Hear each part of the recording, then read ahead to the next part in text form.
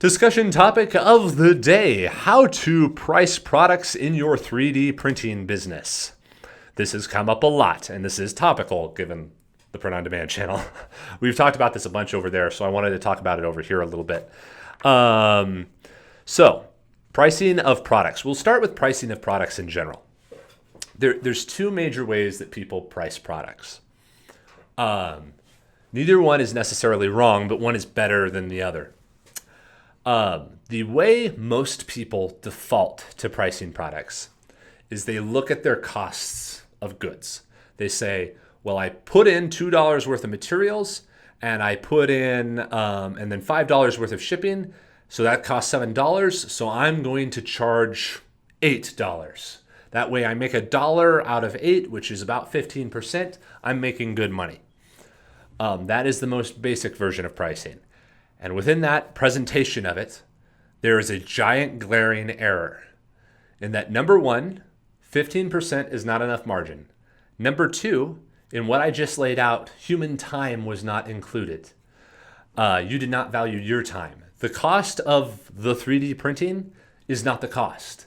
How much time did it take you to turn on that machine, to pack the box? How much space does it take up when you're not at work thinking about the business, that kind of stuff? Your time has value, and your time has value of at least what you are currently being paid for at your job. So if you're a part-time 3D printing person, whatever you get paid at your job, that's your hourly rate to run the 3D printer business. Now, if you're a hobbyist, that's all fine and dandy, but we're not talking about hobbyists. We're talking about businesses. So if you're a small business trying to get going, you should be making at least a 25% margin. That is survivable. That is not good. A good margin is 50%. So if you're going to do cost of goods plus some margin, 50% is good, 25% is okay, but not necessarily good. You better be moving a lot of margin or moving a lot of volume.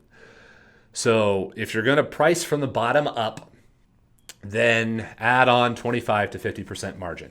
50% is very good. Now, the other thing when pricing all of this stuff, a lot of first-time entrepreneurs and first-time business owners get caught up in overpricing. And they're like, that's too expensive because it only cost me this too much. Get out of that thought process right now. That is incorrect and very dangerous. You'll create a business that fails because you'll just burn out. The time of labor is not your time. It is your time plus the cost of somebody else doing the work for you. Because if it's just your time, you are just self-employed. You do not have a business. If it is your time plus the cost of somebody doing the work for you, now you have a business that is sustainable. Because for a business to be sustainable, you have to be able to pay for the thing to be made, which includes somebody putting it together, the time and effort and labor of creating the thing. Then there is normal overhead, which is rent, which, by the way, includes the rent of your house, technically, if you're building a business. Amortization of machines. You bought a bunch of 3D printers, but they're only going to run for 1 year before they burn out. Therefore, you have the cost of machine included inside of that. And then your management cost, because you are going to be thinking of new products and that kind of stuff. If you are able to cover the cost of all of those categories of labor and cost of production of goods, depreciation of equipment and that kind of thing over time, and then paying yourself in order to operate this company and change out other people in case your labor ever quits on you, get sick and die, or whatever it happens to be. The robots haven't taken over yet. Until you have all of those stable, you do not have a viable business. You have to make sure that you're paid, that your employee is paid, that the machines are paid off, that the rent is paid, and that you have employees and depreciation paid for. All of those are invisible for new startups or new small businesses, especially if you're a 3D printing business starting on Etsy, because it's going to start with your 3D printer in your home office or your garage with you doing the time and labor. So it looks like it's wildly profitable because you're not going to pay yourself anything directly. You're going to see all the profits and say, I made $1,000, but you didn't pay yourself anything explicitly. You're going to take the $1,000. But if you take the $1,000, the business did not make any money. But you're going to be living rent-free inside of a garage with your hobby 3D printer doing your hobby. Therefore, all of the costs of time and the rest of it seem invisible. And that means you will not have a business. Because when you go to grow up, you're going to have to start paying rent, and then you're going to have to start paying employees and all the rest of it. It is just simply easier when pricing the product to bake that all into pricing. Otherwise, your business will grow and you'll be making 50 cents a part, and it's great while it's just you because you're making $1,000 from selling whatever, 500 parts or something. And then you're going to hire somebody and all your profits will disappear. And then in 3 months, you'll shut down the business. Or you have to go rent a space because you can't stay in the garage anymore, and then you got to go pay off the business. Electricity has just increased from part of your normal computer usage to a print farm running on it, so now you can't afford it and everything else. So at the very beginning of pricing the product, make sure your costs of the product include everything: rent, labor, management, depreciation, all of those things. And over on the POD site, we'll probably go into those in more depth around like depreciation, because that's a subtle one that people don't really realize, because depreciation can be calculated. This machine will produce 100 or 500 or 1,000 parts over its lifetime. Therefore, if it costs $500 and it produces 500 parts, it costs $1 per part for that machine to make a part. That's a simple way to do depreciation. There's other ways that accountants will pitch to you, but they're wrong. So that is the bottom-up pricing method. That's all fine and good and dandy if you are making some functional item that everybody else kind of knows what the price is and you're trying to be competitive or something. A better form of pricing, which is much more oogie boogie and requires knowledge of the industry and what people want, is top-down pricing. This is jewelry. This is fashion. This is good design, that kind of stuff. The cost to make an expensive purse, or the cost to make a pair of Nikes is $25, but people pay $200 for them. That has nothing to do, their pricing has nothing to do with the cost of manufacture. That they are not generic sneakers. They have a brand and they have a value in the person's mind that is higher than the cost of manufacturing. So in the context of brands, it's how valuable is that status. But in the context of like products, even functional products, you could look at like Apple versus Dell. Why does Apple get to charge $800 for a laptop and Dell gets to charge $400 for a laptop? Brand is there as well. But as a functionalist buyer, who I will admit has a Mac laptop, as a functionalist buyer, for me, it was about quality of build. I was just like, this is something that is very important in my life. I don't want it to ruin my life. Windows laptops have always gone slow for me over time, had terrible antivirus and all the rest of it. So the value of the Mac is enough to justify its cost. Do I wish it would cost $400? Yes.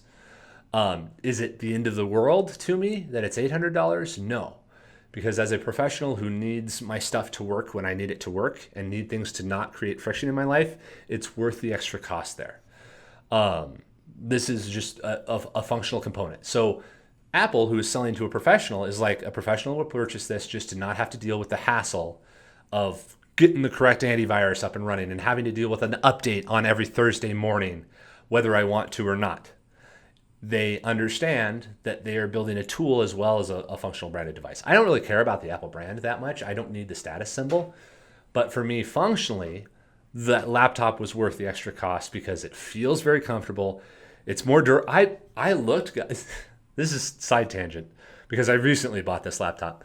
I wanted to get a Windows, but I looked around at all the Windows machines and I couldn't find one that was as well built as the MacBook, that was lightweight, rigid and solid and reliable, and just kind of worked out of the box because I didn't have time to go through and do the nerd thing and set it all up, or configure it or any of the rest of the things. So yeah, that was just valuable to me.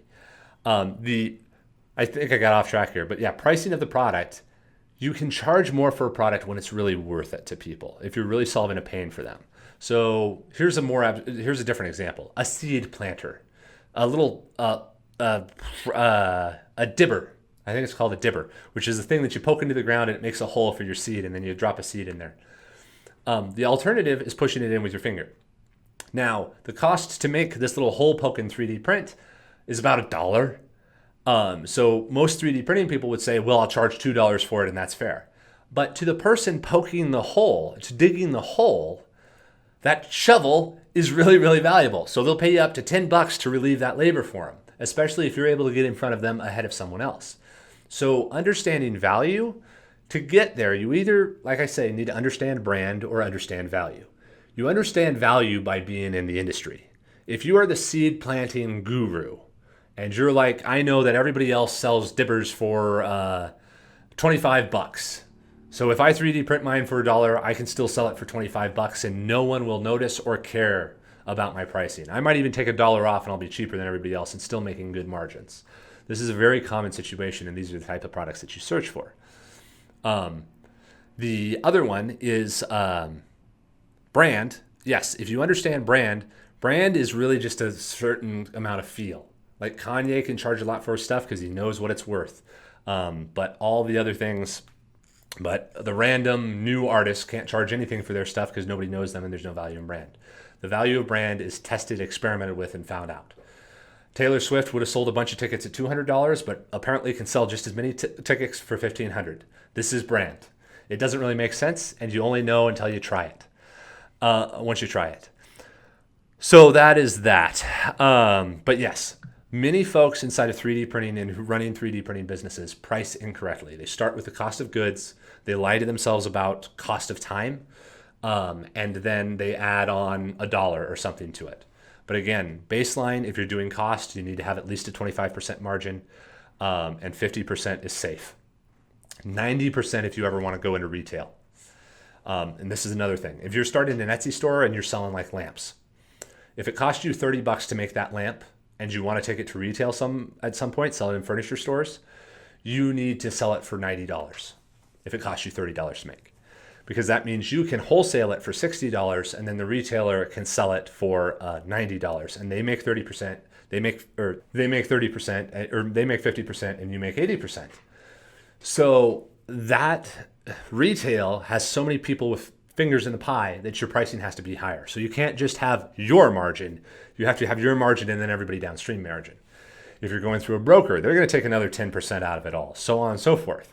So knowing what your business is ahead of time will be really useful in setting your price up front so that a year from now, you don't have to increase prices. Another good example of this, cookie cutters. 3D printed cookie cutters should be sold for never less than $5. The reason I know this is because we have made and produced thousands of cookie cutters for Etsy and Shopify stores. And $5 is perfectly fine because many of them are selling these cookie cutters for like $15. Some of them do them custom and they sell them for $35. This is very common. Cookie cutters, if the 3D printed item didn't exist, that cookie cutter wouldn't exist. You don't have to charge rock bottom prices. Make a poodle cookie cutter. There's no other poodle cookie cutter out there. The buyer has the option of $9 for the cost of the thing or nothing. To a lot of folks, $9 is worth it. And for you as a business, think about it. Is it easier to get 3 people to buy or easier to get 1 person to buy who really values the thing?